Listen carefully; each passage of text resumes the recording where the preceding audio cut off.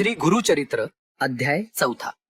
माता अनसूया म्हणजेच अत्री ऋषींची धर्मपत्नी, अत्यंत पतिव्रता. तिच्या सत्वानं, तिच्या तपशक्तीनं देवांनाही चिंता वाटू लागली. इंद्र म्हणाला, अनसूयेच्या पतिव्रतेसमोर सूर्यही नतमस्तक होतो. तिच्या पुण्याईची भीती आम्हाला सतत वाटते. एकदा नारद मुनींनी देवलोकात फिरत असताना माता अनसूयेची स्तुती केली आणि देवी सरस्वती, लक्ष्मी आणि पार्वती यांना मत्सर वाटू लागला.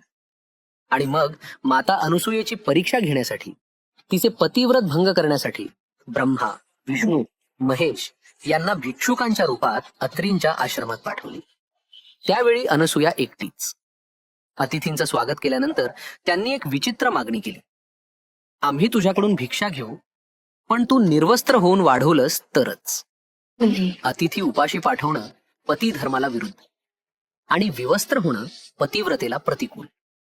परंतु तिच्या मनात एकच विश्वास, माझ्या पतीच्या तपश्चर्येची शक्ती माझं रक्षण करेल. अनसूयेनं होकार दिला आणि स्वयंपाकगृहात जाऊन तिनं संकल्प केला, माझ्या पतीची तपशक्ती महान असेल तर हे त्रिदेव लहान बालक होतील. आणि आश्चर्य, ती बाहेर आली तर समोर लहान बाळ रडत होती. अनसूयेच्या उरात मातृत्व उचंबरून आलं. तिनं त्यांना स्तनपान दिलं, झोपवलं.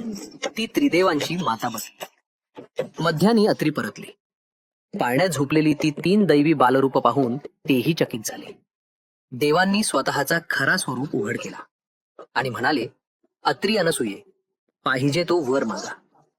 अत्री म्हणाले, तुम्ही बालरूपाने माझ्या घरी आला आहात, तर माझे पुत्र म्हणूनच येथे राहा. देवांनी तथास्तु म्हटलं. अनसूयेनं 3 बालकांची नावं ठेवली. ब्रह्माचा चंद्र, महेशाचा दुर्वास आणि विष्णूचा दत्त. काळ लोटला. दुर्वास तप साधनेसाठी निघाला. चंद्र आकाशात स्थिर झाला आणि दत्त मातेसमोर उभा राहिला.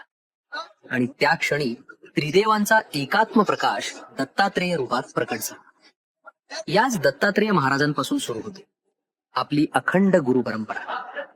अशाच प्रकारचे दत्त महाराजांवरील भक्तिमय व्हिडिओ पाहण्यासाठी फॉलो करा.